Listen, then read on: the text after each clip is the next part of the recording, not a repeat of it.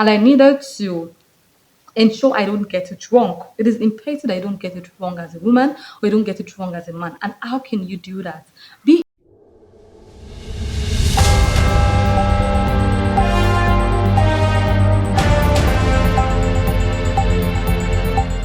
Hello everyone, welcome back to my YouTube channel. My name is Abiola Kemi Ogule, and of course, this right here is Let's Get Real with Abiola, where we keep it real on lifestyle, on faith, on family, on femininity, on love, and also on trends. Yes, we try to keep it real here as best as we can. Okay, guys, if you've subscribed to my channel, thank you so much for doing that. Thank you. I really appreciate. If you're yet to subscribe to my channel, why? What did I do? Did I offend you? Don't you like my beautiful face? Please subscribe to my channel. Thank you very much. Okay, guys, I don't know if you guys noticed. What do you guys notice that is new? Yes, I'm on low cut. I recently just cut my hair actually, and I've been hearing a lot of good comments about it that it looks so nice, so beautiful on low cut. I don't know what your opinion is on that. Okay, my man even loves it. He has been adoring me. Hello. Anyways, yeah, that's the new look. I hope you guys love it. On today's Let's Get Real, we will be keeping it real on before the wedding bells. 10 things you should look out for before the wedding bells, okay? However, I will only be talking about five. And then there will be a part two which you should look out for after this video that will be coming on to you afterwards because we will be talking about the other five, okay? So make sure you anticipate that. So before you hear the wedding bells, this is strictly for those that are single or those that are caught in a relationship. Okay, this is not for the married because you've had the wedding bells already. Okay, so number one thing you should look out for as a single or you're caught in or you're in a relationship or it is complicated, whatever it is that you're currently into, the five things you should look at, the first five things you should look out for. Number one, marry someone who is teachable. Number two, marry someone who respects you. Number three is marry a good partner. Okay, marry someone who is good, someone who is keen on being on keeping you happy, on making you happy. Number four is marry a honest person, marry someone who is very honest. And number five is marry someone you are or you can be intentional about. Marry someone you are intentional about. All of those are very important. Now it is time for me to explain each one of the first five appropriately or accurately. Number one is marry someone who is teachable. I mean, this is very important. We are not perfect, as you all know, or as you may well know, we are not perfect. And that is why it is important, it is imperative for you to marry someone who is teachable. Because if you don't marry someone who is teachable, even if they are lacking in some certain areas, they will not be prone to change. They will not be open to change. And that would just basically not keep you happy. And that will not even make it a home for you. Because if there is a particular thing that the person is doing and then you're correcting the person over and over again, it will begin to frustrate you as a person. And then you start to have a lot of issue with that person you're in the marriage with. And so it is important that if the person you're currently with is not teachable, it is something you should look out for. It is important that you identify if the person is teachable or not. Because if the person is not teachable, you're going to be having a lot of issue with the person. You're going to have a lot of issue. First, you're going to be frustrated. You're going to be very frustrated. Imagine even if you're telling the toddler to do something and they're not doing it.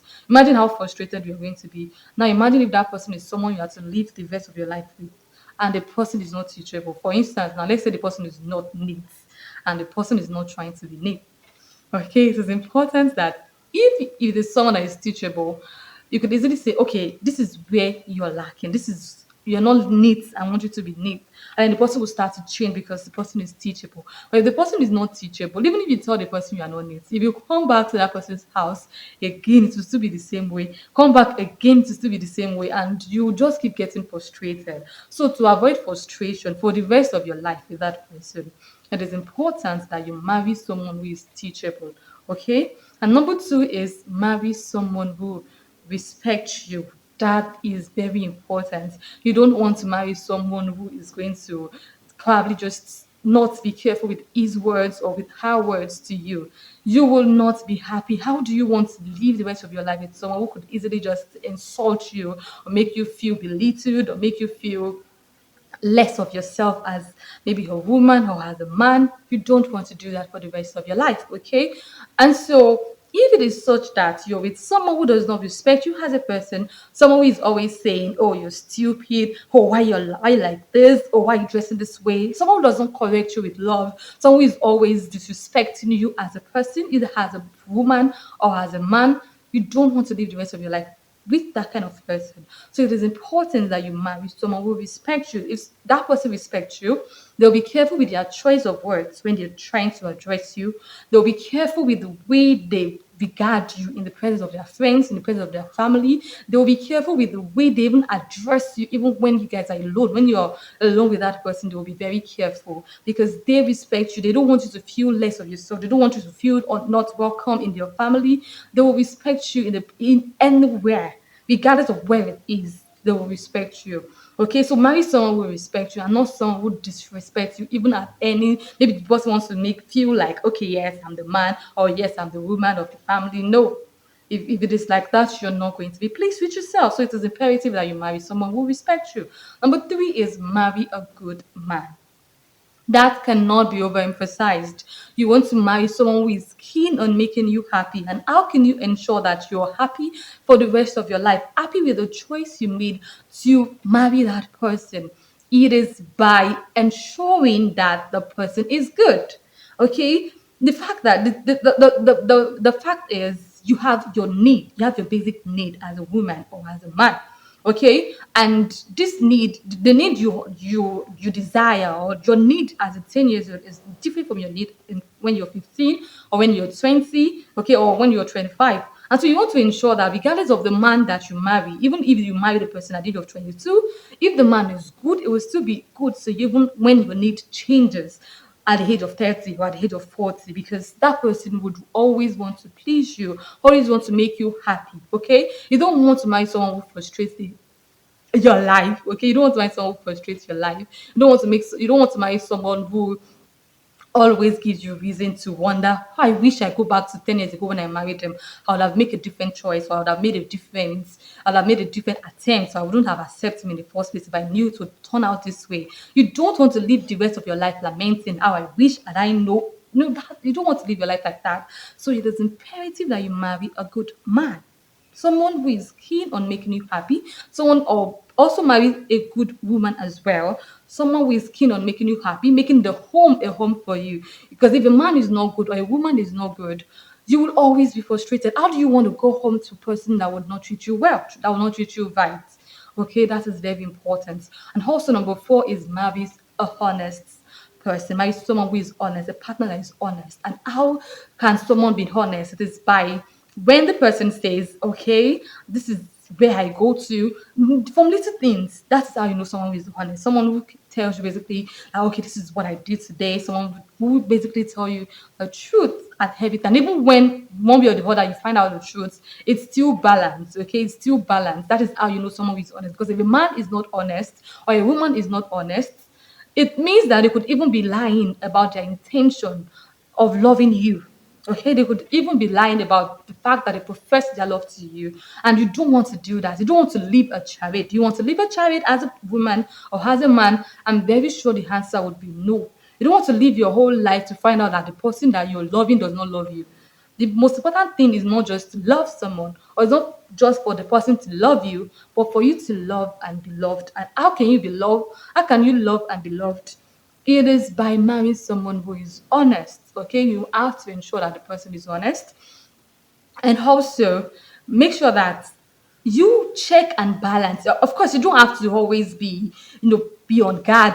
I mean, there's nothing wrong in being on guard when you're single, when you're in a relationship. There's nothing wrong. It is part of trying to ensure that you don't make the mistake. I mean, one of the greatest mistakes you can make is marrying the wrong partner. You don't want to do that for the rest of your life. Don't do it. Okay, so marry a honest partner. And number five, where we'll be stopping, is marry someone you can be intentional about. This is very important. How can you be intentional about someone? It is by making sure that you love the person. You check and balance your love, your intention for that person. Because if you love that person, you will love him, love everything about him, love his family, love his friends, love. You are going to be intentional about the way you even approach him, the way you even profess your love for that person. So if you're intentional about someone and you suspect that person was not, or that person is not intentional about you, it is imperative that you ensure that you leave that person, because if that person is not intentional about you, even whilst you're in a relationship, how do you want that person to be intentional about you when you're married to him or her? How is that possible? Okay, so it is imperative that people put on you make effort to be intentional about the person you're in a relationship with, or you want to be in a relationship with. So marry someone you're intentional about, be in relationship with someone you're intentional about, so that when you decide to marry that person, it will not be a mistake for you. And one of the I'm going to share this important fact that I learned when I attended my mentor's wedding. I was actually in a relationship then. Of course, I'm in a relationship now, but my ex at the time. And when I attended the wedding, I realized that if I ended up with the person I was with, I would not be happy, because I'm not like exactly intentional about that person. Because when I saw that wedding, like when I saw my mentor's wedding, I was impressed. I was impressed by what I saw. Don't want to do less. I don't want to do less. Do you want to do less as a woman? Do you want to do less as a man? No, I don't want to do less. So I needed to be intentional about the person I'm in a relationship with. And I've actually seen that all of the actions and reactions of my partner at the time were not balanced with who I am as a person. And I needed to ensure I don't get it wrong. It is imperative that I don't get it wrong as a woman, or I don't get it wrong as a man. And how can you do that? Be intentional about that person. Make sure that you're intentional about whoever it is you want to settle down with. So before you go into a relationship, or if you're in a relationship, check yourself. Are you intentional about him, or are you intentional about her? If you're intentional about that person, and the person is teachable, and the person respects you, and the person is good to you, well, that person has already done like 50% or up to 50% of the things you need. Now, by the next part of this, before the wedding bells, you'll get to hear the other five points that we have out of the 10 things we were to talk about. Okay, I believe you have a wonderful understanding of everything we discussed about in the course of Before the Wedding Bells on Let's Get Real with Abiola. Till I come your way next time, make sure you hit the subscribe button, subscribe, like, and share.